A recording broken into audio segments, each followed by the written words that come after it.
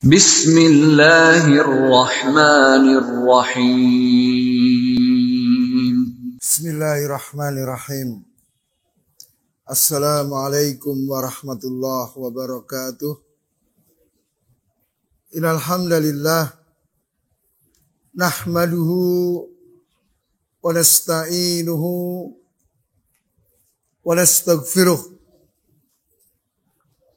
Wa na'udzu billahi min shururi anfusina wa sayyiati a'malina.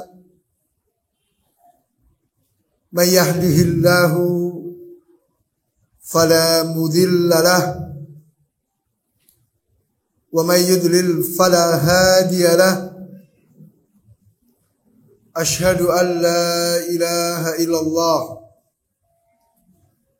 wa ashhadu anna Muhammadan abduhu wa rasuluh. Ya ayyuhalladzina amanu taqullaha haqqa tuqatih wa la tamutunna illa wa antum muslimun.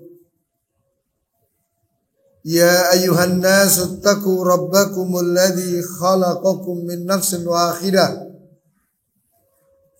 wa khalaqa minha zawjaha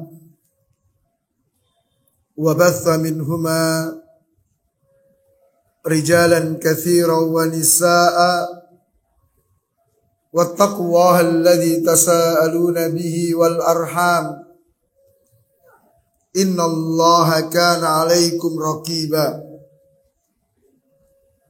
Ya ayyuhalladzina amanu taqullaha wa qulu qawlan sadida yuslih lakum a'malakum wa yaghfir lakum dhunubakum wa man yuti'illaha wa rasulahu faqad faza fawzan 'azima. Amma ba'd, fa inna asdaqal hadithi kitabullah wa khairal hadi hadi Muhammadin sallallahu alaihi wasallam wa syarrul umuri muhdatsatuha fa inna kulla muhdatsatin bid'ah wa kulla bid'atin dhalalah wa kulla dhalalatin finnar. Ma'asyiral muslimin, Bapak Ibu yang saya muliakan, kita bersyukur kepada Allah Ta'ala pada siang hari ini dipertemukan di majelis yang sangat mulia, di salah satu dari taman-taman surga.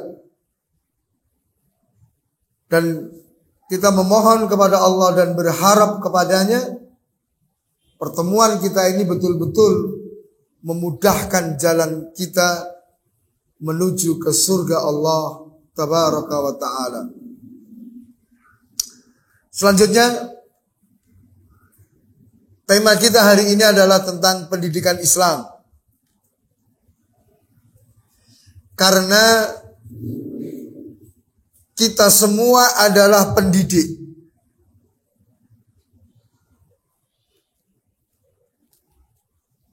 Orang tua, guru, atau siapapun yang terkait dengan pemeliharaan anak itu adalah pendidik. Bahkan di pertemuan yang lalu kita sudah mengetahui bahwa tanggung jawab pendidikan itu ada pada orang tua, khususnya ayah.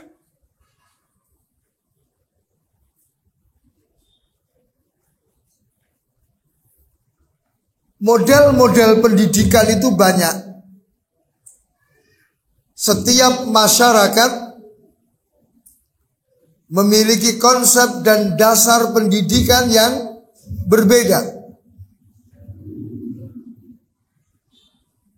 Tergantung dengan nilai-nilai yang dianutnya.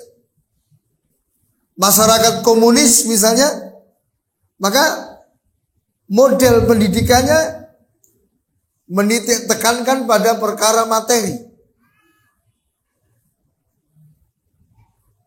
Masyarakat liberalis, maka model pendidikannya adalah bagaimana menfokuskan pada kebebasan.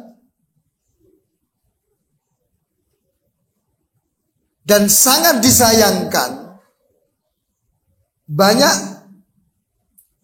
orang Islam atau masyarakat muslimin itu tidak mengetahui bahwa Islam memiliki konsep dan metode pendidikan yang lebih baik, lebih sempurna dari model-model pendidikan yang ada pada manusia.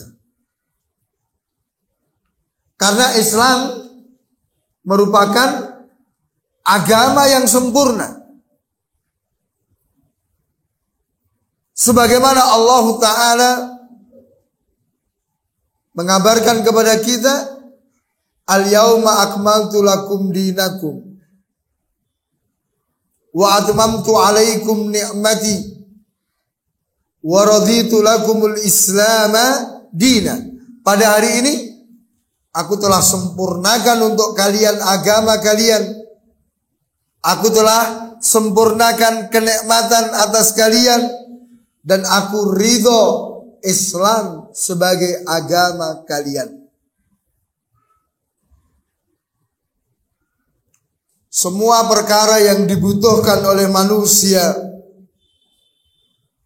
untuk menggapai kebahagiaan di dunia dan di akhirat, semua sudah diterangkan dalam Islam. Ya.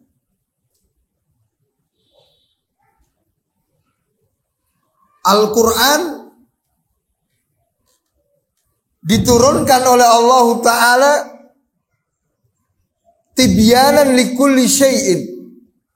Itu menjelaskan segala sesuatu.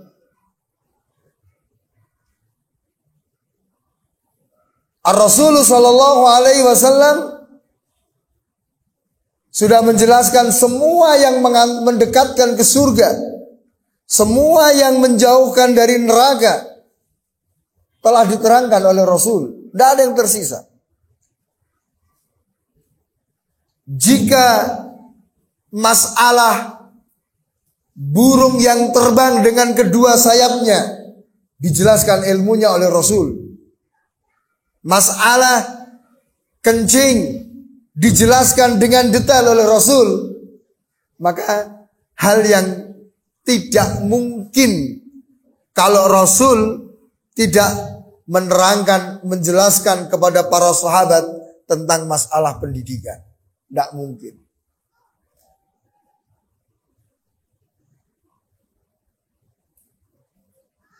Sisa kita menggali, mentadaburi ayat-ayat Al-Quran dan hadis Rasul Sallallahu Alaihi Wasallam, maka kita akan mendapatkan bagaimana kesempurnaan Islam dalam masalah pendidikan. Ya. Para ulama juga sudah menulis tentang hal ini. Ya. Seperti tulisan Dr. Fadli Ilahi Dhahir, An-Nabiyul Karimu sallallahu alaihi wasallam mualliman, berisi tentang 40 tema berdasarkan hadis-hadis Rasul sallallahu alaihi wasallam tentang bagaimana teknik Rasulullah mengajar. Ya. Ada juga min asalibil Qur'ani fit tarbiyah. Di antara cara-cara yang disebutkan dalam Al-Qur'an dalam pendidikan. Ini mengharuskan kita untuk berbangga dengan Islam. Kita tidak perlu silau dengan model pendidikan orang-orang kafir. Kita punya konsep dan metode pendidikan yang jauh lebih baik, jauh lebih bersih dari apa yang mereka punya. Maka di hari ini kita akan bicarakan hal itu. Semoga Allah Ta'ala memberikan taufik, memberikan keberkahan atas apa yang kita lakukan pada siang hari ini. Ma'asyiral muslimin, Bapak Ibu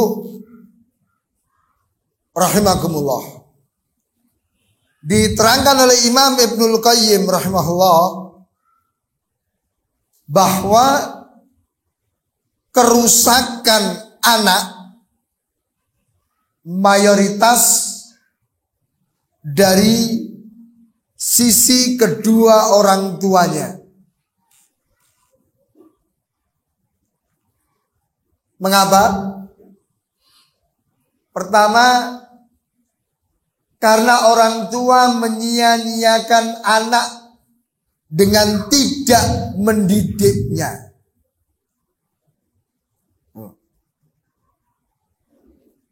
Jadi anaknya sekedar dikasih makan, minum, pakaian aja, tidak dididik dengan baik. Anak terlantar.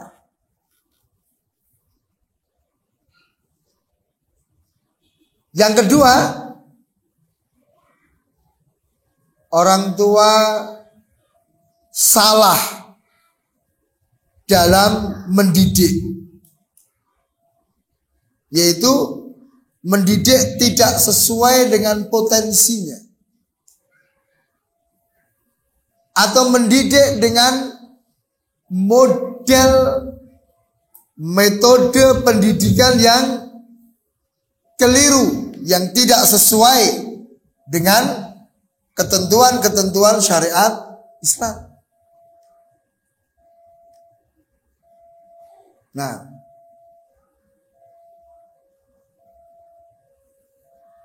ucapan beliau ini mestinya menggugah kita untuk kita serius mempelajari tentang pendidikan Islam, bersungguh-sungguh di dalam mendidik anak-anak kita.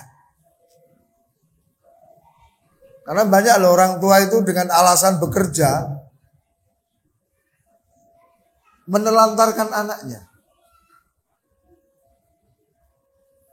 Banyak juga orang tua muslim menyekolahkan anak dengan mengedepankan prinsip yang penting gratis atau murah. Tidak melihat apakah sekolahnya itu sekolah yang benar atau tidak. Banyak kan misalnya orang tua muslim, menyekolahkan anaknya di lembaga pendidikan kafir. Ya kan? Nah, kemudian sebelum masuk ke lebih jauh, kita pahami dulu tentang apa itu pendidikan. Ya, pendidikan itu secara bahasa adalah tumbuh, berkembang, bertambah, memperbaiki, melindungi, dan yang semakna dengan itu.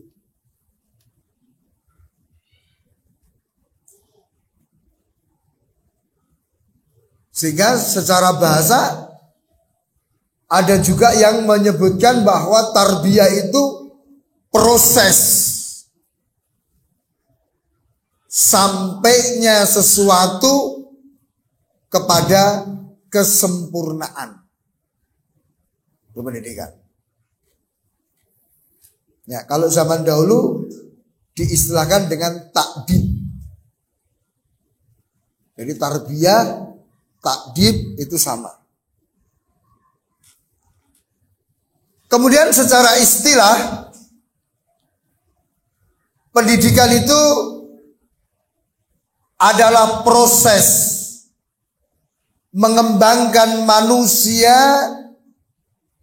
dari semua sisi kehidupan menuju kesempurnaan untuk mewujudkan kebahagiaan di dunia dan di akhirat dengan pedoman Islam.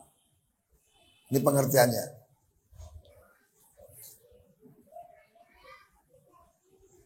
Nah, karena pendidikan itu satu proses, berarti dibutuhkan waktu.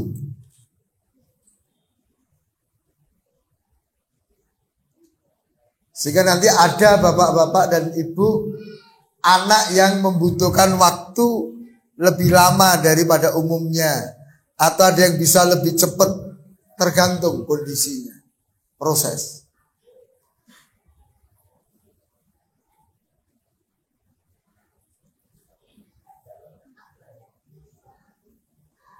Kemudian karena ini proses dibutuhkan perencanaan. Ya, maka bapak ibu sudah harus memiliki rencana. Anak saya ini nanti ke depan mau saya proyeksikan jadi apa? Tentu dengan melihat potensi yang ada.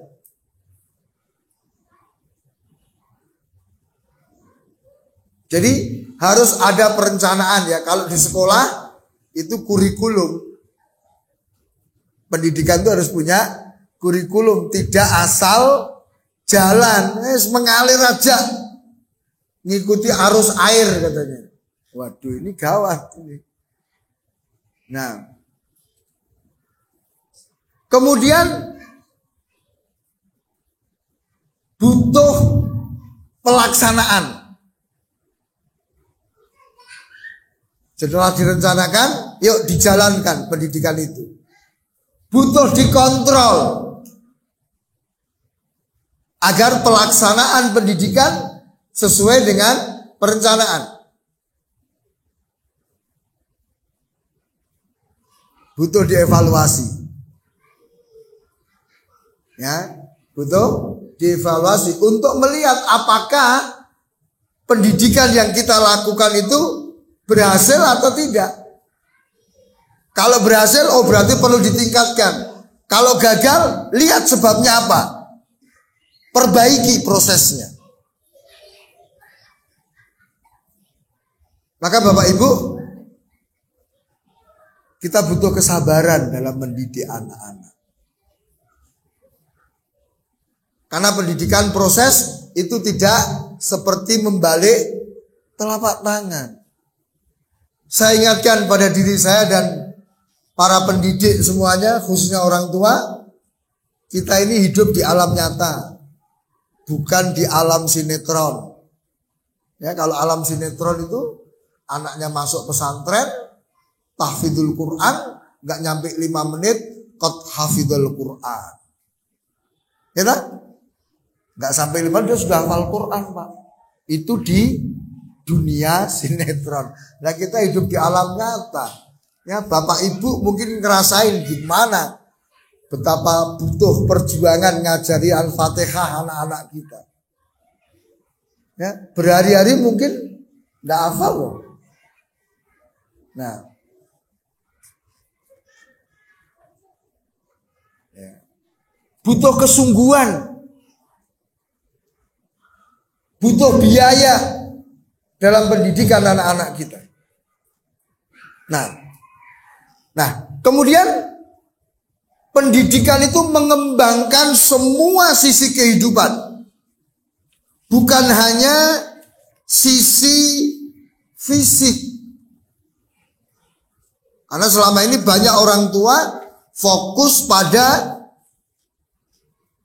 perkembangan fisik anak. Ya, sampai-sampai masing-masing kita itu mesti ada ya. Kalau entah ke bidan atau ke dokter itu ada buku kesehatan ibu anak. Ada alat kontrolnya itu. Indikator anak umur sekian, lahirnya sekian kilo, maka sekian bulan ke depan harusnya sekian. Ketika kurang, wah berarti ada yang keliru ini. Gizinya mungkin kurang mungkin, ya kan? Usia sekian kok belum bisa jalan. Usia sekian kok belum bisa ngomong. Banyaknya fokus ke arah itu. Ya. Padahal ada sisi-sisi lain yang harus dikembangkan juga, sisi keimanan. Ya kan? Sisi akhlak, kejiwaan, sosial, pemikiran, ya, perasaan, semua harus dikembangkan. Dan itu di dalam Islam semua diterangkan dengan detail. Ya. Semoga Allah Ta'ala memberikan taufik sehingga kita nanti bisa sampai ke materi-materi itu. Gimana sih cara menanamkan iman? Mungkin Bapak Ibu pernah ikut parenting, Pak ya. Situ mesti disampaikan, kunci pokok pendidikan adalah menanamkan akidah yang benar kepada anak. Titik. Teknisnya gimana? Nah, akidah yang harus diajarkan apa? Untuk anak usia sekian materinya apa? Caranya bagaimana? Itu yang banyak gak dibahas. Ini nanti yang akan membedakan kegiatan kita, Bapak Ibu wali murid yang saya muliakan, dengan parenting-parenting yang lain. Kita tidak akan sekedar memberi umpan. Kita akan bimbing. Ya. Sekiranya waktu memungkinkan untuk itu. Kita sudah siapkan ya tentang materi-materi itu. Nah, kemudian goalnya pendidikan itu apa? Mewujudkan kehidupan bahagia di dunia dan di akhirat. Ini beda dengan model pendidikan orang kafir. Entah dari kalangan sekuler, komunis, ya, atau yang lain, di mana mereka fokusnya hanya apa? Kebahagiaan di dunia. Kita juga tidak seperti pendidikannya orang-orang sufi yang hanya fokus kepada kehidupan akhirat dengan meninggalkan dunia. Yang lebih penting, pendidikan itu sesuai dengan pedoman Islam. Nah, memang ada pendidikan yang sekarang ini tidak sesuai dengan pedoman Islam. Banyak.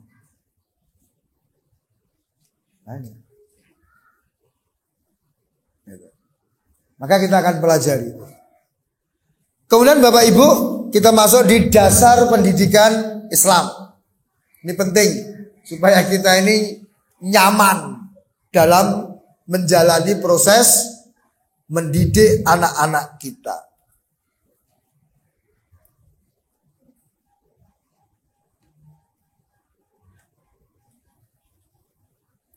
Yang pertama, mengimani bahwa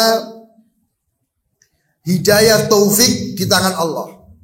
Ingat, hidayah ada dua. Hidayah al-irsyad artinya pengetahuan, pemberitahuan, petunjuk, arahan, bimbingan. Itu tugas kita sebagai pendidik. Tetapi taufik, apakah anak itu paham atau tidak, anak itu mampu melakukan atau tidak, itu di tangan Allah Ta'ala. Innaka la tahdi man ahbabta walakin Allah yahdi man yasha min wa huwa a'lamu bil muhtadin. Gitu. Ya, Al-Qasas 56. Sehingga Bapak Ibu, kewajiban kita adalah apa? Sebatas mendidik semaksimal mungkin. Adapun hasil itu urusannya Allah tabaraka wa ta'ala. Maka nggak usah stres. Kita sudah mendikte, menuntun anak kita belajar Al-Ikhlas, ya, kok nggak bisa, kok nggak hafal. Ya ini kita kembalikan ke sini, sehingga kita santai, sehingga kita tetap optimis dan semangat terus mendidik, gitu loh. Kita hanya bicara apa mungkin metode saya salah ya, atau mungkin cara saya nggak bener ya, atau mungkin kita hanya bicara itu aja. Maka perbaiki semaksimal mungkin pengajaran kita. Kemudian yang kedua, mengimani bahwa Allah telah mengetahui orang-orang yang mendapat hidayah dan orang-orang yang disesatkan. Nah, at-taghabun yang kedua. Jadi Allah Ta'ala itu sudah membagi ya manusia itu ada yang mukmin, ada yang kafir. Gitu.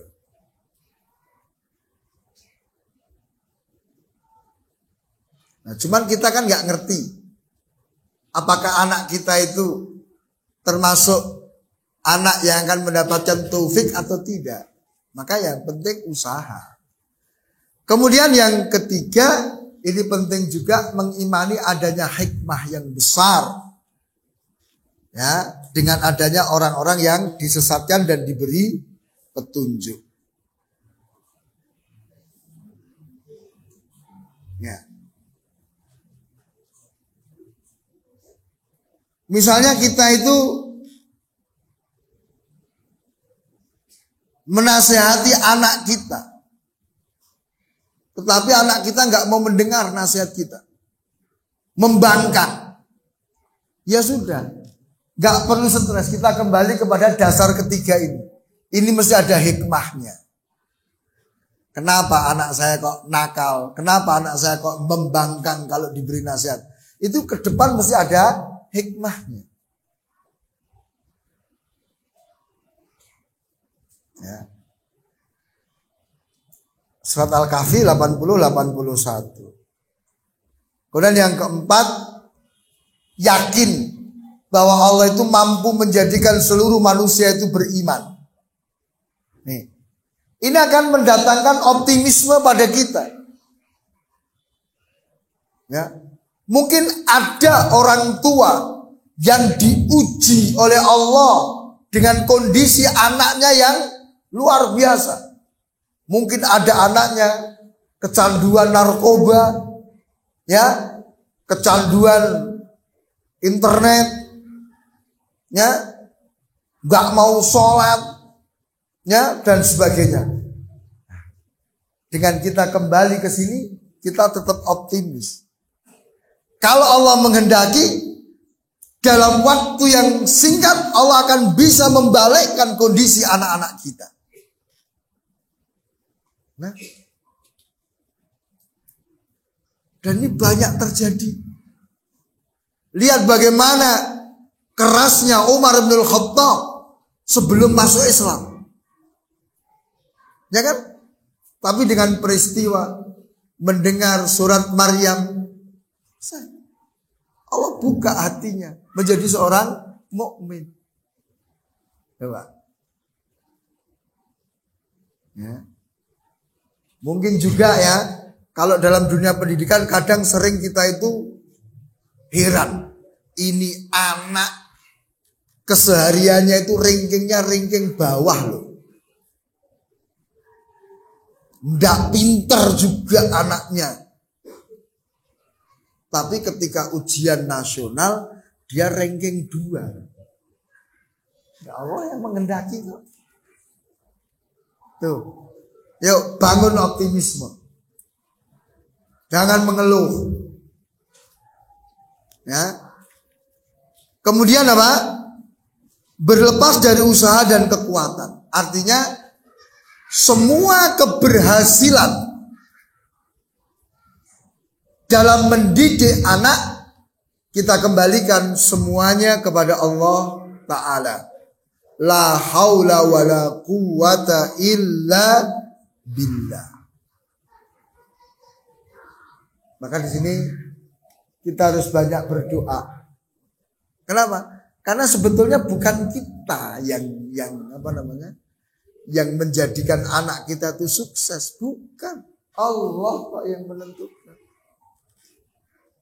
Maka jangan lupa Bapak Ibu, jangan lupa asatidzah untuk kita banyak berdoa. Nah, doakan semua murid-muridmu, doakan semua anak-anakmu, doa-doa kebaikan sebagaimana Ibrahim alaihissalam. Ya, setiap kali beliau berdoa tidak luput anak keturunannya mesti dimasukkan dalam doa itu. Dan jangan hanya ketika anak kita nakal, ketika anak kita bermasalah saja kita berdoa. Setiap saat kita berdoa. Kenapa? Karena ya tadi Allah Maha mampu untuk membolak-balikkan keadaan. Nah, kemudian kita masuk di keistimewaan pendidikan Islam. Supaya kita ini mantap, bangga dengan keislaman kita. Kita gunakan model pendidikan Islam dalam mendidik anak-anak kita. Ya, dikatakan laqad kana lakum fi Rasulillahi uswatun hasanah. Ya, sungguh telah ada pada diri Rasulullah Sallallahu Alaihi Wasallam contoh teladan yang baik untuk kalian. Termasuk dalam hal ini adalah apa? Dalam masalah pendidikan. Nah, beliau itu guru pertama dari kalangan umat ini. Ya. Innama bu'itsu mu'alliman muyassira. Sesungguhnya aku diutus sebagai mu'allim, pengajar yang memudahkan urusan kalian. Ya. Dan beliau ini pengajar terbaik. Persaksian daripada Muawiyah bin Al-Hakam. Aku tidak melihat guru yang lebih baik sebelum atau sudahnya dibandingkan Rasul Sallallahu Alaihi Wasallam.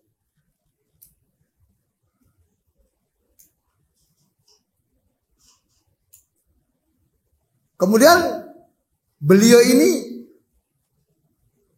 mendidik itu dasarnya wahyu. Jadi beliau mendidik umat, mendidik para sahabat itu berdasarkan wahyu dari Allah, sehingga nggak mungkin salah. Nah, kemudian beliau ini udah terbukti sukses dalam mendidik. Beliau dalam tempo 23 tahun merubah kondisi masyarakat jahiliyah menjadi masyarakat Islami. Maka mari para pendidik, ayah, ibu, asatidzah, kita mencontoh Rasul Sallallahu Alaihi Wasallam. Ya, apa prinsip-prinsip pendidikan yang beliau pakai sebagai pijakan di dalam mendidik umat ini. Nah, yang pertama, ya, atau sebelumnya kita nukil ucapan Imam Malik rahimahullah, tidak akan menjadi baik akhir umat ini kecuali dengan apa yang telah membuat baik awal umat ini. Jadi kalau kita ingin anak-anak kita baik, ingin kondisi masyarakat kita baik, ayo kita perbaiki dengan cara yang digunakan oleh Rasul untuk memperbaiki umat pada masa itu. Oh, tapi kan zamannya berbeda, teknologinya berbeda, sepakat. Tetapi prinsip-prinsip dasarnya sama. Ya. Kita lihat yang pertama. Keistimewaan pendidikan Islam yang pertama, yaitu Rabbaniyah.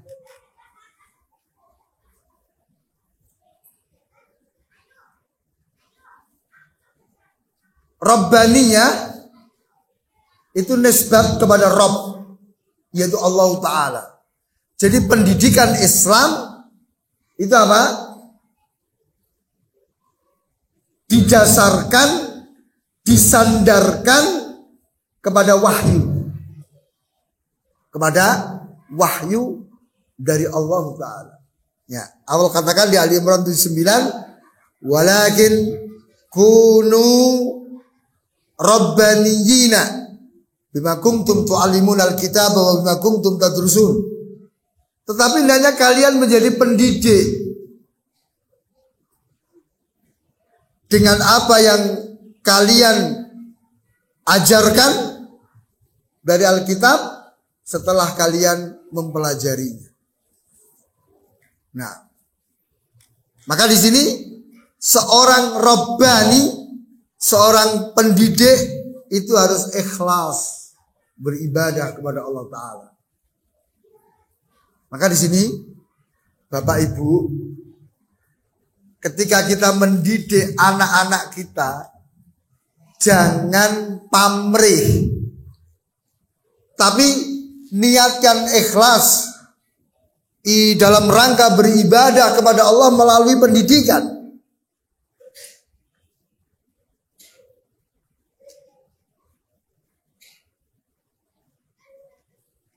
Ya. Kita didik anak-anak kita karena memang Allah perintahkan kita. Ya kan?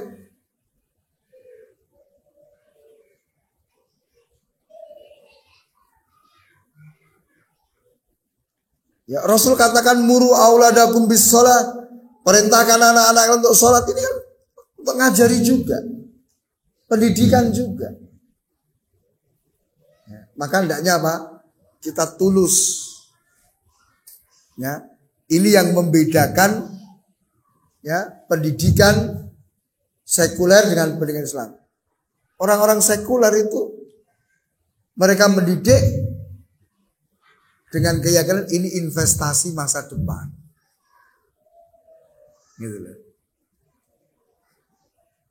Coba ingat nggak orang-orang tua zaman dahulu, sekolah yang pinter biar jadi dokter, orientasinya kan duniawi lah itu. Nggak ada supaya menjadi anak yang soleh, gitu nggak ada. Maka ikhlas beribadah dalam mendidik. Kemudian juga Rabbani itu artinya orang yang mendidik manusia sesuai dengan ketentuan syariat. Maka pendidikan itu dilakukan dengan cara-cara yang tidak melanggar syariat. Sehingga tidak ada ya ngajari anak sambil nyanyi-nyanyi, dengan nyanyian, dengan musik, dengan tepuk tangan, tidak ada. Ya. Atau Rabbani itu orang yang mengajari manusia secara bertahap. Maka Bapak Ibu nanti juga harus belajar tentang tahap perkembangan anak. Ya, karena apa? Karena kita dalam mengajari mendidik, ya itu dengan cara bertahap. Gitu. Sebagaimana perkembangan fisik Bapak Ibu ya. Ada tahapan-tahapannya kan? Umur sekian anak itu miring, umur sekian bulan anak tengkurap, umur sekian bulan anak duduk, umur sekian berdiri, umur sekian latihan berjalan. Kan gitu ada tahapan-tahapannya. Itu kira-kira kalau diloncati satu tahapan apa yang terjadi? Cedera Pak ya. Rusak anak kita. Maka sama. Dalam keilmuan itu juga ada tahapan-tahapannya. Masa anak kelas 1 ya diajari tata cara sholat lengkap dengan dalilnya. Kira-kira gimana? Setelah itu ruko. Ruko itu dalilnya hadis demikian. Ruwet gitu. Ya kan? Tapi hendaknya apa? Ya sudah. Anak kelas 1 itu yang penting apa? Bisa sholat dengan benar. Dalil nanti tingkat SMP. Kan gitu. Kemudian mengajari dari ilmu yang kecil menuju ilmu yang besar. Maka disarankan kita ini untuk apa? Ngajari yang sifatnya ringkasan-ringkasan. Maka seorang Rabbani tidak sekedar ngajar, tapi juga mendidik. Artinya apa? Tidak sekedar mentransfer ilmu, tapi juga membimbing pengamalan ilmu. Ini yang tidak ada pada pendidikan umum. Yang sekarang mereka baru sadar. Sehingga muncul pendidikan karakter. Selama ini kan mereka hanya mengejar apa? Nilai-nilai keilmuan kan kognitif saja kan. Maka mereka stres. Waduh, anak ini nilai agamanya 9, tapi nggak sholat. Ya kan? Nah, berarti itu salah. Tidak Rabbani yang seperti itu pendidikan. Gitu. Maka banyak ucapannya. Sekarang itu banyak orang pinter, tetapi untuk ngakali orang. Ya kan? Itu kenapa? Karena pendidikannya sekedar ranah pengetahuan.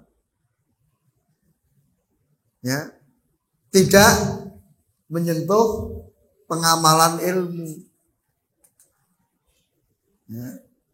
Coba, para koruptor itu bukan tidak tahu kalau korupsi itu haram.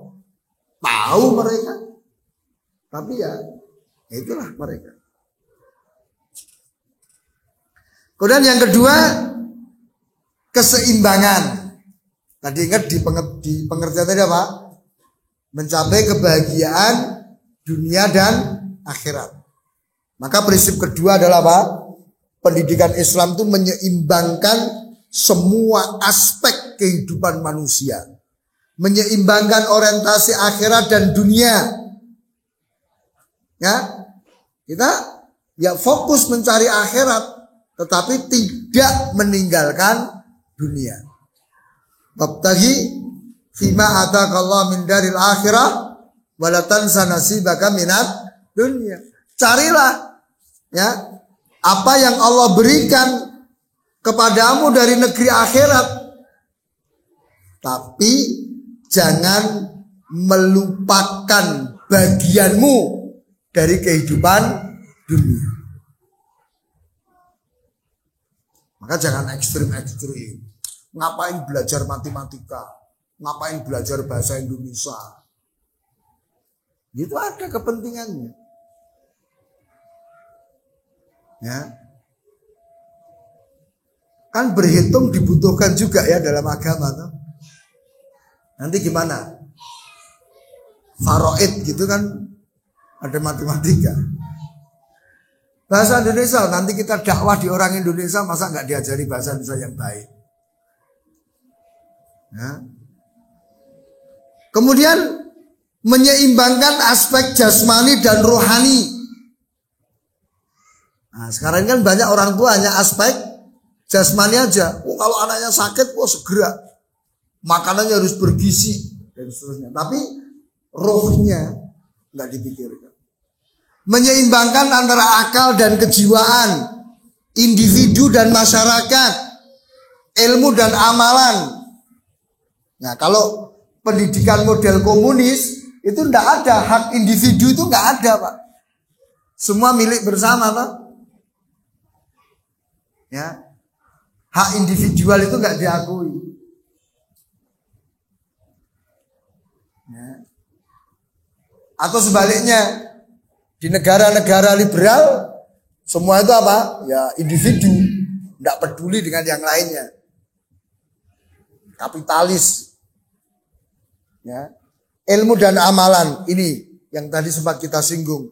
Pendidikan hari ini masih menitik beratkan pada keilmuan saja, kosong dari amalan. Maka pemerintah kemudian apa? Mencoba memutar haluan dengan apa? Pendidikan karakter, penguatan karakter dan seterusnya. Itu maksudnya apa? Amalan.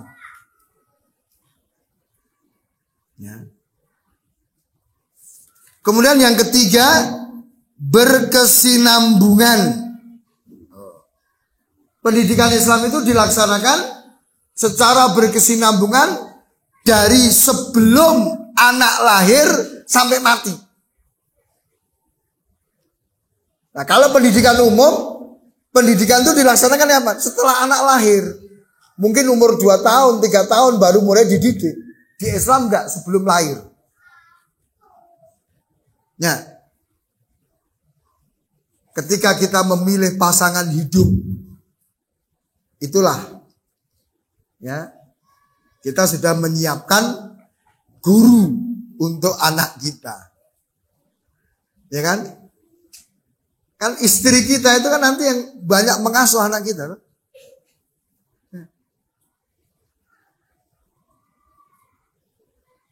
Suami kita, nah itulah pendidik anak kita. Luar biasa. Terus gak ada hentinya. Jadi pendidikan dalam Islam itu gak ada istilah kelulusan, itu gak ada. Lulusnya ya kalau sudah mati. Karena tidak pernah berhenti. Ya. Maka dikatakan dalam hadis tunkahul mar'atu li arba. Wanita dinikahi karena 4 hal. Itu kan dalam rangka untuk menyiapkan guru bagi anak-anak kita.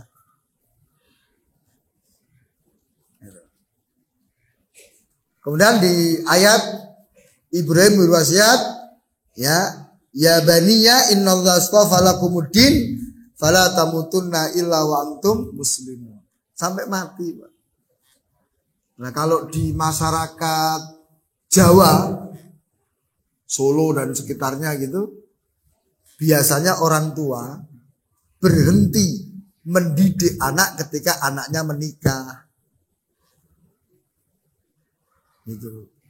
Jadi setelah menikahkan anak, seakan-akan selesai tanggung jawab pendidikan. Nah, Ibrahim alaihissalam ketika Ismail sudah menikah, dia datang ke Mekah, tengok Ismail. Ternyata nggak ketemu sama istrinya. Ditanya bagaimana engkau hidup dengan Ismail. Nah, wanita ini nggak tahu kalau ini adalah Ibrahim, ayahnya Ismail. Gimana kehidupanmu dengan suamimu? Waduh, susah, miskin kita ini, hidupnya sengsara kita.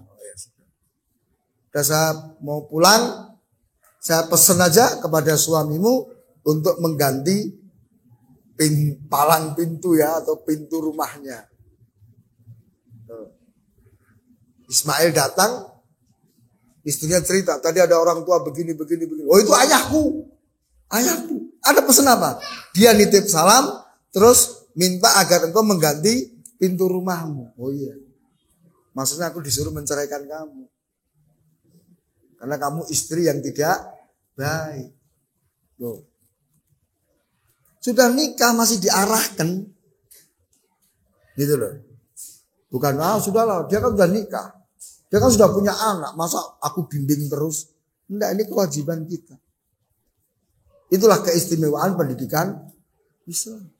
Nanti di negara-negara barat, anak umur 16 tahun udah gak bisa dididik oleh orang tuanya. Ya. Orang tua mengekang, dilaporkan ke polisi. Ini di Islam enggak. Dan yang keempat,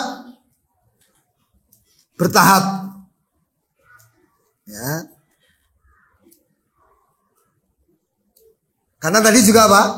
Pendidikan kan proses. Berarti ada tahapan-tahapan yang harus dilalui. Maka prinsip pendidikan Islam mendidik manusia secara bertahap sesuai dengan skala prioritas. Nah,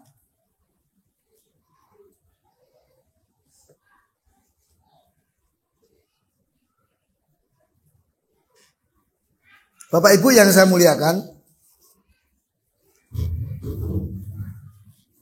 banyak perkara yang harus kita ajarkan kepada anak-anak kita. Dan itu tidak mungkin diajarkan secara bersamaan. Maka kita harus ada tahapan. Mana yang lebih dulu kita ajarkan. Jadi ada skala prioritas. Seperti Rasul ketika mengutus Mu'adz ke Yaman. Ya tak? Yang pertama, engkau serukan kepada mereka, ajak mereka untuk syahadat la ilaha illallah, atau untuk mentauhidkan Allah. Kalau mereka memenuhi seruanmu ini, beritahukan kepada mereka Allah wajibkan sholat 5 kali dalam sehari semalam. Kalau mereka mau menerima juga, perintahkan mereka untuk membayar zakat. Ada skala, ada tahapan-tahapannya. Ya. Jadi tidak langsung loncat-loncat itu enggak. Ya. Kalau tanpa tahapan yang benar ya ibarat tadi. Anak umur 5 bulan disuruh lari. Kan belum waktunya. Kan sebelum jalan itu harus melalui proses belajar berdiri dulu. Ya kan? Nah. Atau yang kedua, bertahap di sini artinya apa? Islam dalam menjalankan pendidikan juga memperhatikan tahap perkembangan anak. Ini materi kedua ya. Insya Allah nanti di pertemuan yang akan datang kita akan bahas tentang ini. Tahap perkembangan anak. Jadi misal Bapak Ibu ya, anak TK itu perkembangan fisiknya bagaimana, perkembangan akalnya, perkembangan sosialnya, perasaannya, keimanannya itu sampai apa gitu loh. Kita harus tahu. Karena kita dalam mengajar harus menyesuaikan tahap perkembangan anak. Ya. Bapak Ibu masih ingat gak? Mungkin Bapak Ibu yang tua-tua, bukan bapak-bapak yang muda. Ya mungkin yang usia 50 tahun begitu. Masih ingat gak Pak? Dulu ketika sekolah kelas 1 SD, kalau pelajaran matematika disuruh membawa lidi atau bambu-bambu kecil itu. Masih ingat ya? Kenapa itu coba? Karena anak usia SD kelas 1 itu belum bisa berpikir abstrak. Pola pikirnya adalah pola pikir konkret. Dia nggak tahu setengah itu gimana toh? Ya. Setengah itu 1 bagi 2. Gimana toh? Susah dia. Maka akan mudah misalnya apa? Menerangkan pembagian setengah itu ya dengan roti. Nah, roti ini berapa? 1. Kemudian ayah potong menjadi 2. Nah, 1 bagiannya itulah setengah dari roti. Oh, paham dia. Kalau 1/4, ya ini berarti dipotong 4. Paham? Kenapa? Anak sekali lagi belum bisa berpikir abstrak. Pikirannya masih konkret, harus nyata, harus real. Maka Islam dalam mengajari juga demikian. Rasul ketika mengajari Umar bin Abi Salamah tentang adab makan, ya ndak banyak-banyak. Ya gulam, samillah, kul biyaminik, kul mimma yalik. 3 aja. Anak kecil, bacalah bismillah, makanlah dengan tangan kanan, makan apa yang dekat padamu. Kenapa? Anak kecil belum bisa diajak pikir yang panjang, yang banyak gitu enggak. Maka ini kesalahan orang tua ketika menasihati anaknya yang masih kecil lama. Nasihati 30 menit. Mana kira-kira? Masuk enggak itu? Nah itu loh. Bertahap itu seperti itu maksudnya. Kita mengajari mendidik anak sesuai dengan tahap perkembangannya. Nanti di materi kedua Pak. Artinya setelah materi ini. Ya, seperti yang saya sampaikan. Ada 3 materi pokok pendidikan Islam ini. Supaya kita kenal prinsip-prinsip keistimewaannya. Yang kedua kita harus belajar tahap perkembangan anak. Yang ketiga Pak, komunikasi. Sering Pak ngeluh enggak? Anak saya tuh kalau dinasihati enggak nurut deh. Kalau dinasihati malah membangkang. Ada keluhan seperti itu berarti ada kendala dalam komunikasi. Nanti gimana solusinya? Pertemuan ketiga. Ya ini iklan aja biar bapak-bapak dan ibu penasaran. Nah, atau gimana? Kita lanjut sampai besok. Sama-sama nggak pulang. Hah? Ya. Ya. Kemudian yang kelima, Bapak Ibu. Komprehensif. Artinya apa? Pendidikan Islam itu kalau dalam istilah pendidikan universal. Pendidikan berlaku untuk semua. Maka Islam juga tidak membedakan. Siapapun berhak memperoleh pendidikan. Dan itu dipraktekkan oleh Rasulullah Sallallahu Alaihi Wasallam. Rasul mengajari orang Arab non Arab, ya kan? Salman Al Farisi itu bukan orang Arab loh ya. Rasul mengajari laki-laki dan perempuan. Tidak ada diskriminasi. Ya? Subhanallah. Rasulullah ajari Aisyah. Rasulullah juga ajari Abu Bakar. Rasulullah bahkan punya majelis khusus, taklim khusus untuk perempuan-perempuan.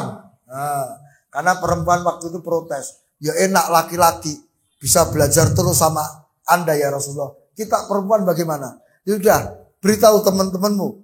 Setiap hari ini kumpul di rumahnya fulana. Oh gitu.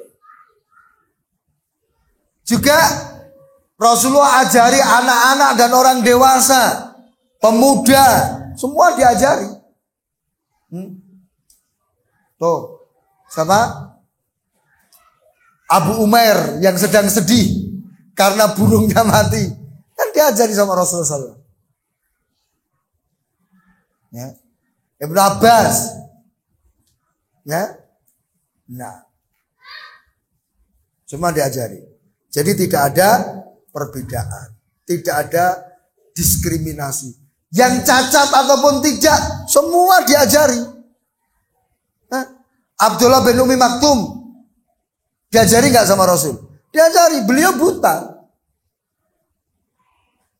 Coba.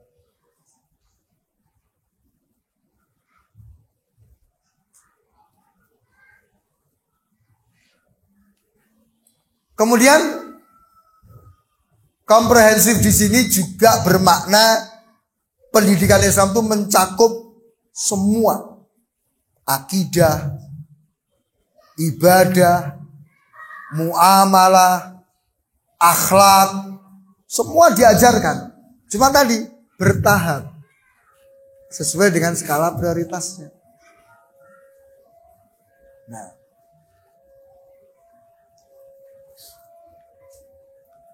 kemudian yang keenam, berpijak pada kenyataan. Ini penting banget Bapak Ibu yang saya muliakan.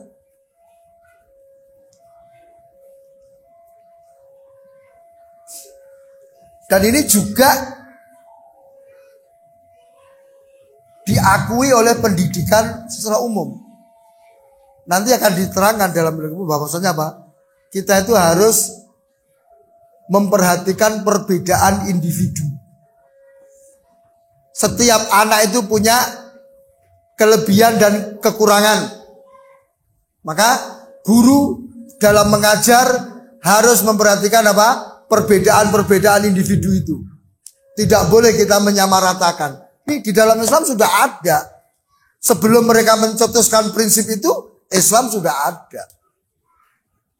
Lihat, kisah nyata. Rasul sedang duduk bersama para sahabat. Terus ada laki-laki tua bertanya, "Ya Rasulullah, bolehkah saya mencium istriku ketika aku sedang puasa Ramadan?" Rasul, silahkan. Tidak apa-apa kamu cium istrimu. Selesai orang tua ini, berdiri seorang pemuda. "Ya Rasulullah, boleh nggak saya mencium istriku ketika aku sedang puasa Ramadan?" Tidak boleh. Hah? Sahabat pun heran. Rasul ini gimana ini? Waktu yang sama, pertanyaan yang sama, kok jawabannya berbeda? Ya karena apa? Rasul mendidik sesuai dengan kondisi orang sendiri-sendiri. Oh yang tua itu jawabannya boleh. Kenapa? Oh sudah tua, syahwatnya sudah lemah. Sehingga aman kalau mencium itu tidak akan kelewat batas. Kalau pemuda ini, masih strong. Si kuat. Nanti kalau dibolehkan mencium, wah nanti meningkat kepada yang lainnya. Jika ya udah nggak boleh kamu. Ya kan? Perhatikan juga kasus lain. Badui kencing di masjid. Apa yang dilakukan Rasulullah SAW? Sahabat kan mau mukuli. Wah ini kurang ajar, masa masjid dikencingi? Kata Rasul, "Dauh, biarkan dia. Ambil-ambil, siram tempat kencingnya itu." Satu badui dipanggil. "Sini, ini masjid. Ya, ini masjid untuk sholat, membaca Quran, untuk zikrullah. Tidak boleh dikotori, tidak boleh dikencingi." Oh ya. Dan dia berdoa. Rasul lembut kepada badui. Tetapi ketika masyarakatnya Mu'ad radhiyallahu anhu melaporkan kepada Rasul, "Ya Rasulullah, Mu'ad ini kalau ngimami sholat isya panjang banget." Kita kecapean ya Rasulullah. Ya, Rasul negur Mu'ad itu dengan keras. "Afattanun anta ya Mu'ad." Apa kamu akan membuat fitnah bagi manusia Mu'ad? Apa kamu ingin menjadikan manusia lari tidak mengerjakan sholat isya? Padahal yang dilakukan Mu'ad kan bagus kan? Bagus gak? Afdalus sholat tulul qiyam, ya kan? Tapi ini kan gak pas. Mu'ad itu isya sholat dulu di Masjid Nabawi, baru pulang ke kampungnya. Orang udah nunggu, udah agak malam. Siangnya mereka kerja semua capek, pengennya segera istirahat. Kok sholat isyaknya panjang-panjang. Yang ngeluh lah orang itu. Gitu. Maka Rasul menegur dengan keras. Kenapa beda? Karena badui itu tidak ngerti. Mu'ad ini punya ilmu. Maka nanti bapak-bapak dan ibu, kalau Anda punya anak lebih dari satu, tidak harus disikapi sama. Ya kan? Sama-sama berbuat kesalahan, tapi ini yang besar dengan yang kecil ya tentu berbeda sesuai dengan tahapannya tadi. Ya. Juga hal yang sering dilakukan oleh ayah ibu itu adalah apa?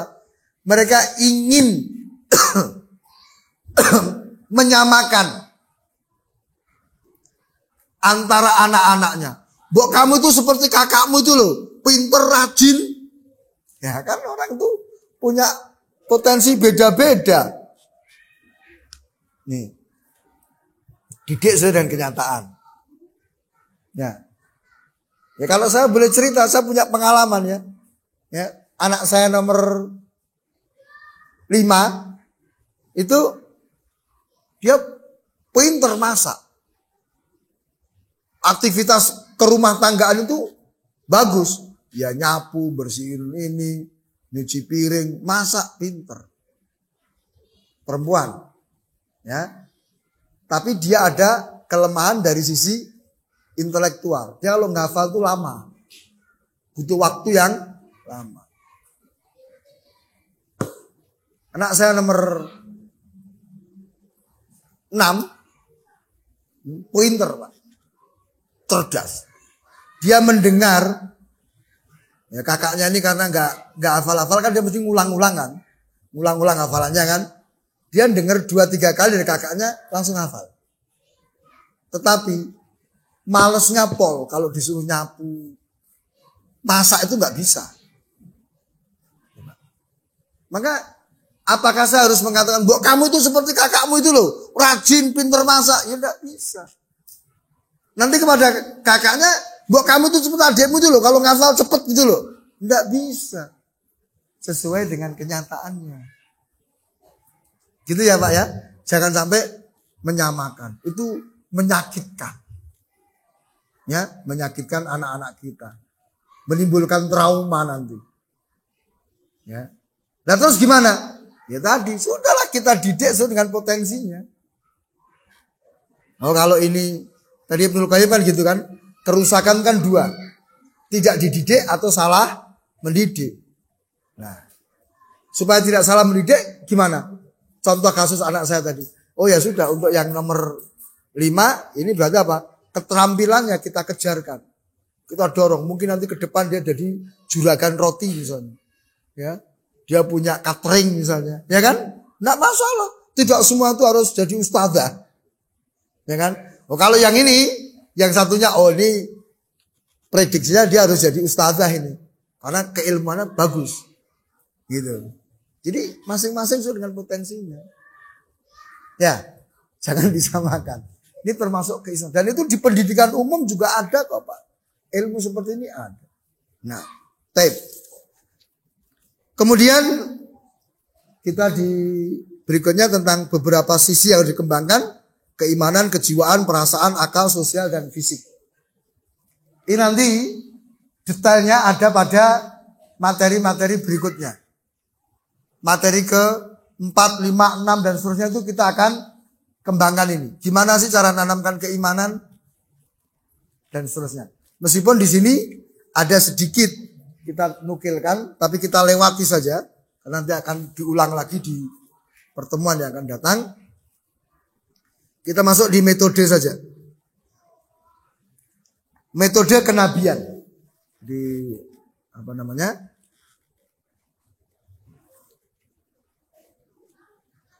Ya, ini penting. Setiap pendidikan mesti membutuhkan ini. Ada metode, ada strategi, ada pendekatan, teknik, itu ada. Maka di dalam Islam ternyata ada juga metode kenabian adalah pendekatan, strategi, metode, teknik yang dilakukan oleh Nabi SAW dalam mendidik umat untuk mencapai tujuan hidupnya. Tuh. Jadi Rasul itu ngajar gak sembarangan. Bahasa saya, ya tidak asal-asalan ngawur, otodidak itu enggak. Rasul dibimbing langsung oleh Allah untuk menggunakan metode-metode itu dalam mendidik para sahabat. Nah sekarang kita bagaimana? Ya kita ayo gali ini. Menggali pendidikan atau metode kenabian ini. Alasannya apa? Tadi di depan sudah saya sebutkan. Alasan kenapa kita menggunakan metode kenabian. Nabi adalah teladan yang terbaik. Beliau pengajar pertama dari kalangan umat ini. Ya, diutus sebagai pengajar. Beliau pengajar yang terbaik. Terbukti sukses dan seterusnya. Tuh. Ya.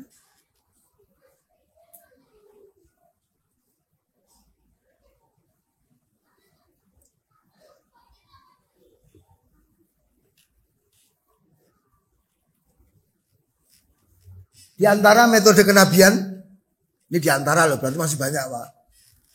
Ini kita sebutkan 6 saja. 1 ceramah. Ini sudah biasa nih. Cuman memang bukan berarti ceramah ini tanpa fikih.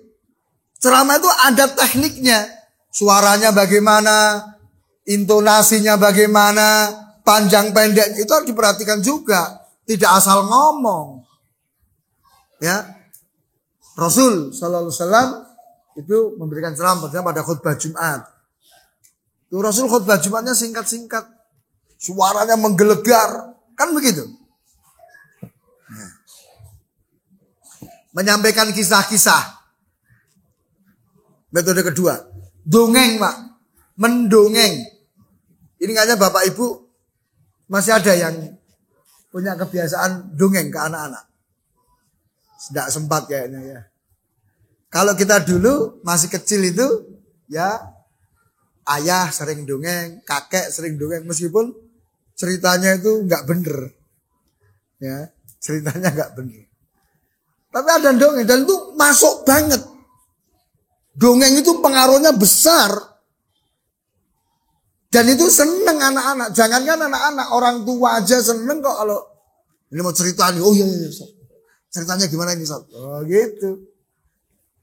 Banyak kisah-kisah dalam Al-Quran dan hadits yang bisa kita ambil. Nah, cuma nanti kan tinggal apa? Kita baca kisah, misalnya kisah 3 orang yang terperangkap dalam gua. Nah, penyampaiannya sesuaikan dengan tahap perkembangan anak. Anak kita usia apa? Usia TK. Yo gaya ceritanya untuk anak TK, isinya ini kontennya. Anak kita SD kelas 6, yo kontennya ini, tapi cara ceritanya tidak seperti cerita kepada anak TK. Nanti anak bosan, kayak anak kecil ceritanya kayak gitu. Gak mau aku. Sesuaikan dengan tahapannya. Lihat Bapak Ibu, banyak ya cerita-cerita itu pengaruhnya besar. Seperti cerita-cerita yang jelek itu. Cerita-cerita yang jelek. Apakah bentuknya novel, bentuknya apa. Kemudian yang ketiga, memberi nasihat. Nih. Dalam hadis Al-Irbad bin Sariyah kan, wa'adana Rasulullah sallallahu alaihi wasallam mau'izatan balighatan. Oh, Rasul memberikan nasihat yang tandas. Maka silakan nanti kita juga memberi nasihat. Cuman jangan sering-sering, nanti boseni. Nasihat lagi. Nanti gitu, anak kita sini-sini nak, nasihat lagi. Karena keseringan. Ya. Jadi nasihat itu harus pada waktu yang pas. Kalimat-kalimatnya juga baik. Sering kali orang tua itu maksudnya menasihati, yang terjadi adalah apa? Memarahi atau membuli. Coba. Maksudnya nasihati untuk kamu itu hendaknya rajin belajar, gini-gini. Tapi ujung-ujungnya adalah apa? Memarahi. Ini yang nggak bener kan di situ. Terus membanding-bandingkan dengan orang lain, ya kan? Motivasi yang keempat. Seperti beliau mengatakan pada Ibnu Mas'ud, innaka la ghulamun mu'allam. Engkau ini anak yang terpelajar ini. Hebat itu. Ya.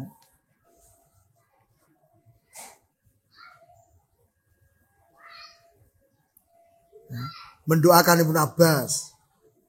Allahumma faqihu fiddin wa alimhu ta'wil. Ini motivasi. Bisa juga apa? Motivasi itu dengan memberikan kepercayaan. Memberikan satu tanggung jawab. Kemudian pengingkaran dan persetujuan. Nah, jadi seperti Rasul mengingkari perbuatan Mu'ad. Rasul menyetujui pendapatnya Salman yang menasihati Abu Darda bahwa apa? Masing-masing itu ada waktunya. Masing-masing punya hak. Kita, matamu punya hak, badan punya hak, istrimu punya hak, dirimu punya hak, Allah punya hak. Karena waktu itu Abu Darda ya mengesampingkan hak istrinya. Siangnya puasa, malamnya sholat malam dari ba'dal isya sampai subuh. Istrinya nggak disentuh. Dinasihati sama Salman. Dan Rasul sepakat dengan ucapan Salman. Hukuman yang mendidik. Tuh.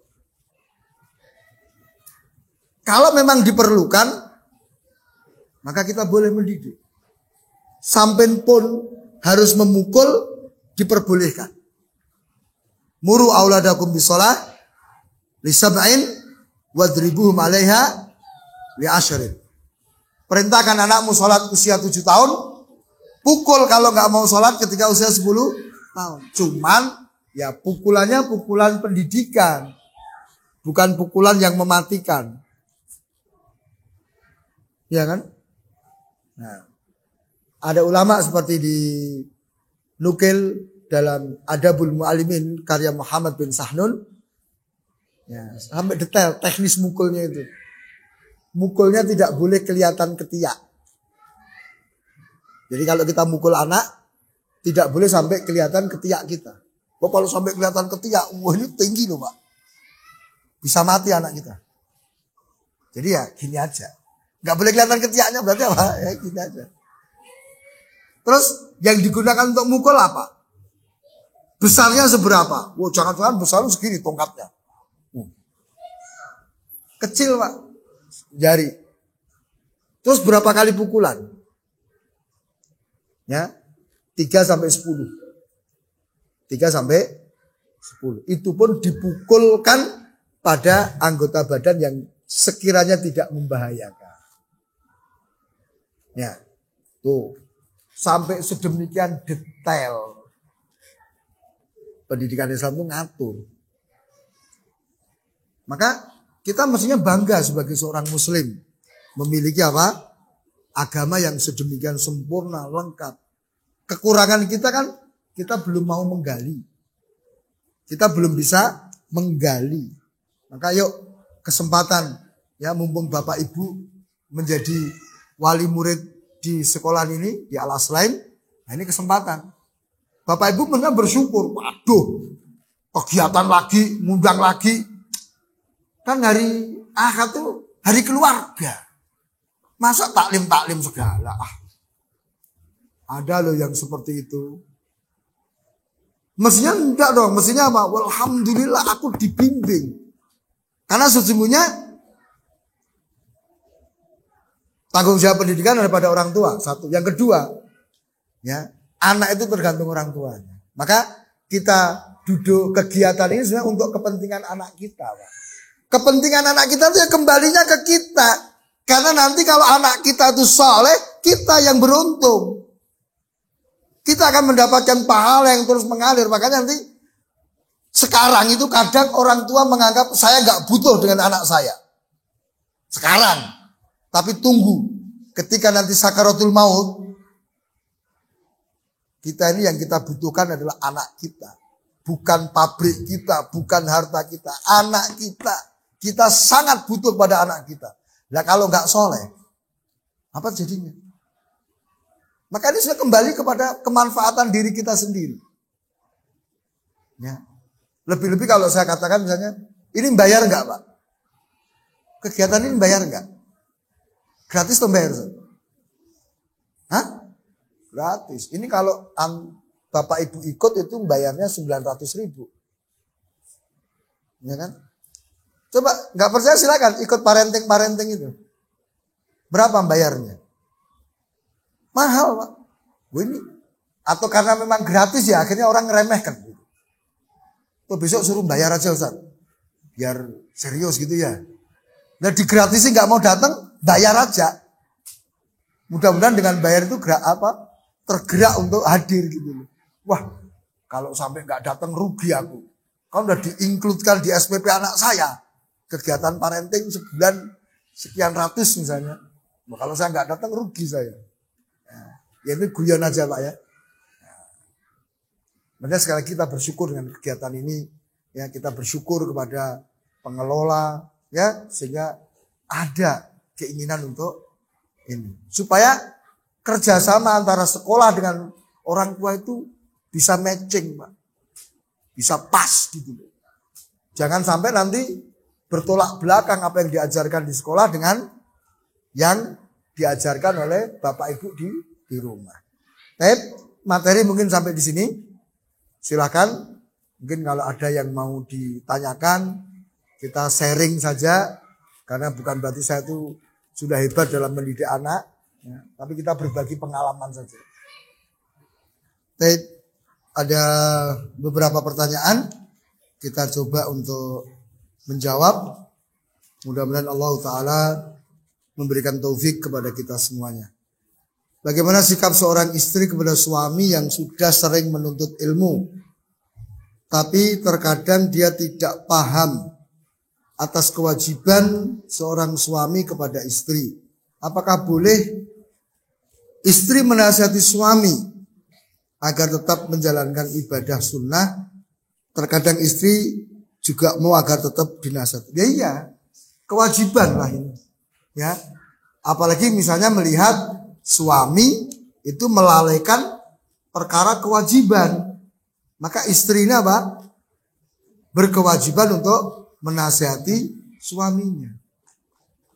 Nah, jadi ad-dinu nasihah. Agama itu adalah nasihat. Ya, maka istri ya wajib menasihati suaminya ketika melihat suaminya tidak dalam kondisi yang benar. Cuman istri ini harus pandai dalam menasihati suami, karena suami ya laki-laki ya, kadang gengsinya itu tinggi. Nah, atau juga ya suami capek, masuk capek malah dinasihati, ya otomatis gak mau terima. Ada contoh yang sangat luar biasa. Kisah Ummu Sulaim radhiyallahu ta'ala anha. Ya, ketika anaknya meninggal, dia pesan jangan ada yang memberitahu Abu Talha radhiyallahu ta'ala anhu. Begitu Abu Talha datang dari bekerja, ya otomatis kan pulang dari kerja itu kan capek. Ya. Ummu Sulaim itu tidak langsung memberitahu anakmu mati, itu enggak. Tapi apa? Disiapkan makan malam. Ya, makan malam. Oke? Makan. Satu, Ummu Sulaim berdandan. Ya. Memenuhi kewajiban sebagai seorang istri, melayani syahwat suaminya. Setelah selesai, perutnya kenyang, jiwanya juga sudah lapang karena sudah mengumpuli istrinya, baru Ummu Sulaim ngomong kepada suaminya. Jadi dikondisikan dulu gitu loh, tidak capek-capek langsung ngomong, lega semuanya. Itu pun lihat Ummu Sulaim ngomongnya cerdik sekali, menggunakan permisalan dulu. Bagaimana kalau ada orang menitipkan barang kepada kita, dan satu hari dia datang mengambil barangnya, apakah kita boleh menahannya? Oh ya enggak boleh, harus diberikan. Ya, kuburkan anakmu. Anakmu sudah diambil sama yang punya. Enggak marah dia. Dia enggak marah, enggak bisa marah, udah terkunci. Di samping memang apa? Jiwa raganya sudah longgar, sudah nyaman gitu. Maka silakan bagi yang bertanya ini nasihati suami, tapi dengan cara-cara yang baik. Jangan sampai nanti apa? Niat yang baik, cara kurang tepat, kontraproduktif. Malah timbul apa? Kemarahan gitu. Ya, pahami tabiat suami. Ya, kalau perlu suami itu senengnya apa toh? Makannya seneng apa toh? Belikan dulu, dipijitin dulu, terus diajak ngomong yang baik-baik gitu. Tidak langsung, kamu ini sudah sering taklim tapi nggak pernah ngasih uang belanja sama aku. Gimana hasil taklimmu itu? Wah, langsung piringnya itu terbang. Marah dia. Ini cara yang baik. Nah,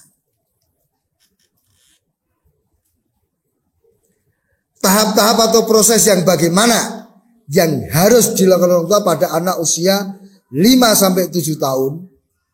Mohon dijelaskan untuk langkah-langkah yang ini materi yang akan datang kok sudah ditanyakan.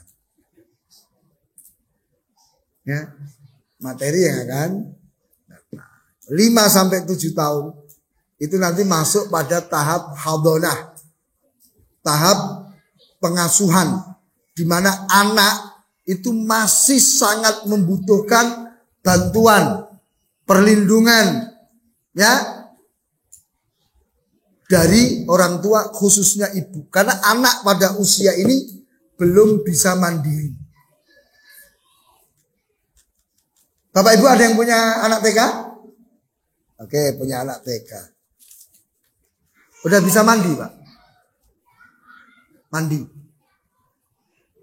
Mandi secara benar kayak orang dewasa itu loh. Belum kan? Kadang-kadang masih lupa gosok gigi. Ya. Itu saya punya anak juga gitu. Dimandiin nggak mau. Mau mandi sendiri. Wow. Mandi satu, masuk ke rumah, sudah selesai mandi, Bapak. Lah kok mukamu kering kayak gitu? Dia belum bisa. Butuh bantuan nih, mandi tuh mukanya ya harus dicuci, gosok gigi ya gitu loh. Ya. Maka Bapak Ibu jangan merasa keberatan ketika anak itu minta tolong ke kita. Karena apa? Ya memang dia belum mampu. Tahapannya masih seperti itu. Tapi ingat, anak seperti ini sudah bisa diajari untuk menghafal Al-Quran. Tapi jangan dipaksakan. Anak udah bisa diajari ilmu, ya, tapi jangan difokuskan belajar sepanjang waktu, stres anak ini. Maka sering saya katakan, anak TK itu prinsipnya apa? Bermain sambil belajar atau belajar sambil bermain? Ya, hah? Gimana Bapak? Anak TK bermain sambil belajar, hanya melalui permainan itu dimasukkan poin-poin pembelajaran, ataukah kita belajar sambil bermain? Nah, gimana? Yang pertama, bermain sambil belajar, gitu loh. Ya. Maka kalau kemudian anak usia ini tidak boleh main, saya dulu pernah Pak mendapat proposal satu kegiatan, mendirikan sekolah. Kegiatan hariannya itu apa? Tidak ada main. Menghafal. Jam istirahat mendengarkan murotal. Nanti stres bocah ini. Stres anaknya. Dan ingat Bapak Ibu, jangan menganggap permainan itu tidak bermanfaat. Permainan itu manfaatnya banyak banget. Melatih fisik jelas. Mengembangkan pemikiran jelas.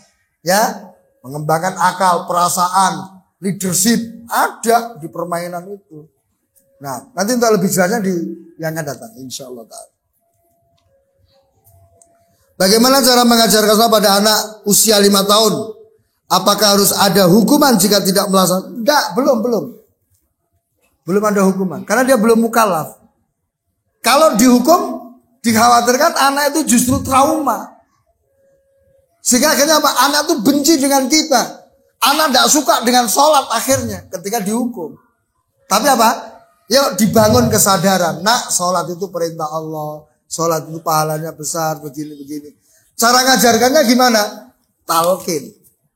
Praktek sholat. Tidak usah pakai dalil. Menurut Syekh Albani, tidak perlu. Bapak ibunya yang belajar tentang apa? Sifat sholat Nabi, ya kan?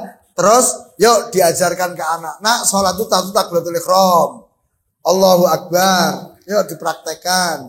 Terus diajari gerakan-gerakan sholat. Terus bacaan-bacaan sholat. Pilih bacaan yang paling pendek.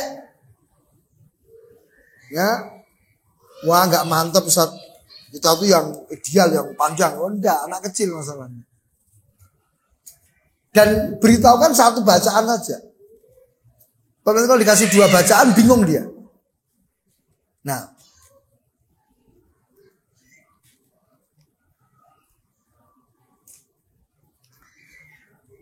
program gratis untuk anak yatim. Saya masih bingung dalam Islam, anak yatim yang bagaimana kita perhatikan. Apakah yang ayahnya meninggal dan ibunya janda saja, atau ayahnya meninggal tapi ibunya sudah menikah lagi? Masih perlu diperhatikan. Jadi definisi yatim itu ya anak yang ayahnya meninggal dunia, dia belum mencapai usia balik. Sama saja, apakah ibunya sudah menikah lagi atau belum, statusnya tetap anak yatim. Gitu. Adapun misalnya, nah, orang itu menikahi ibunya, mungkin dia pengen lebih memperhatikan anaknya, karena memang keutamaan memelihara ya anak yatim itu luar biasa. Ana wa kafil yatim kahataini fil jannah. Aku dan orang yang memelihara yatim seperti ini di surga. Ya udah, nikahi ibunya. Jadi nulungnya nggak tanggung-tanggung gitu loh. Nggak cuma anaknya, sak ibunya gitu kan. Itu kan bagus juga. Jadi itu definisinya. Maka nanti misalnya pihak sekolah yang mengadakan apa? Program anak yatim gratis, ya tetap status anak itu tetap yatim meskipun ibunya sudah menikah lagi. Tetap dia dapat hak itu tadi kalau memang sekolah buka program itu.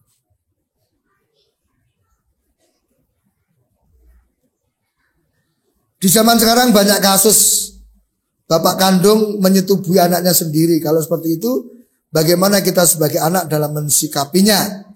Apakah kita sebagai anak tetap harus patuh kepada bapak kita? Iya. Kita anak itu wajib taat kepada orang tua. Ya tentu dalam perkara yang baik. Maksud ayahnya minta itu, ini dalam rangka ketaatan saya layani ayah saya. Yonda, itu kan perbuatan haram, perbuatan dosa. Ya. Ketaatan kepada orang tua itu fil ma'ruf, dalam perkara yang baik. Nah, kemudian hendaknya kita tuh juga harus paham. Ini yang penting juga Bapak Ibu. Kadang kita ini tabu, aib bicara tentang pendidikan seks. Ya toh? Masa anak-anak diajari seks? Ya. Karena kita ini sudah dicekoi, akal kita dicekoi oleh pendidikan seks model orang-orang kafir. Islam tuh Masya Allah luar biasa. Menjelaskan itu terhormat sekali.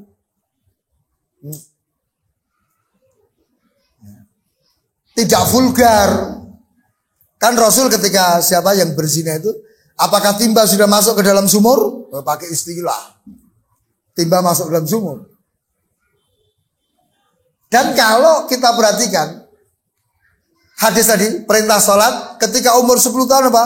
Wa farriquhum fil madajid. Pisahkan mereka di tempat tidur. Ini pendidikan seks sebetulnya. Anak tidak boleh tidur satu ranjang, tidak boleh tidur satu selimut. Bukan hanya laki dan perempuan, laki dengan laki, perempuan harus dipisah juga. Karena ini bahaya. Nah, anak harus ngerti mana yang boleh kelihatan dan mana yang tidak boleh kelihatan dari badan dari badannya, mana yang boleh disentuh, mana yang tidak boleh disentuh, siapa mahrammu harus tahu. Meskipun bapak kandung, boleh nggak dia mencium anaknya perempuan? Boleh nggak? Bapak kandung mencium anak perempuannya? Boleh nggak? Boleh. Misalnya anaknya sudah SMA, boleh nggak mencium anaknya? Boleh. Ya, tinggal bagian mana yang dicium. Ya, cium keningnya, ya boleh kan? Cium tangannya, boleh. Tapi kalau cium bibirnya, lakukan bapakmu. Masa nggak boleh mencium? Nah, ini kan bahaya. Itu nanti menjurus. Gitu loh. Itu pendidikan seksual macam-macam gitu. Sehingga anak itu tidak akan bisa ditipu oleh ayahnya yang jahat seperti ini. Gitu. Paman. Ya. Paman itu mahram atau enggak? Mahram. Apa yang boleh disentuh oleh paman dari kita? Kan begitu. Nah, ini diajarkan. Ya. Cara berbakti kepada orang tua yang sudah meninggal, mendoakan, mengistighfarkan, ya, bisa juga bersedekah atas nama beliau yang sudah meninggal. Ya. Kita mengerjakan amal-amal kebaikan, otomatis ayah kita, orang tua kita yang meninggal mendapatkan pahala yang sama. Karena al-aulad min kasbi abihi. Anak itu adalah amalan orang tuanya. Ketika kita berbuat baik, orang tua kita, baik ketika masih hidup atau meninggal, dia mendapatkan pahala yang sama dengan kita tanpa mengurangi pahala kita. Ini luar biasa. Maka yuk target pendidikan kita apa? Anak yang soleh. Supaya nanti ketika kita mati itu anak kita terus mengerjakan kebaikan-kebaikan kita dapat gitu. Apakah dosa anak yang melakukan maksiat mengalir kepada orang tuanya yang sudah meninggal? Ya dilihat sebabnya bagaimana, apakah orang tua punya andil dalam kemaksiatan si anak. Gitu. Misalnya yang ngajari minum khamr bapaknya. Kan biasanya begitu ya. Keluarga itu ya saling mewarisi. Keluarga yang baik ya mewariskan kebaikan, keluarga yang jelek umumnya juga mewariskan kejelekan. Bapaknya tukang minum, anaknya ya ada kemungkinan besar. Lah kalau yang ngajari bapaknya, ya bisa jadi. Sebagaimana apa? Kasus anak Adam, pembunuhan itu. Tidak ada satu pembunuhan kecuali anak Adam yang pertama itu ikut menanggung dosa karena dia yang pertama.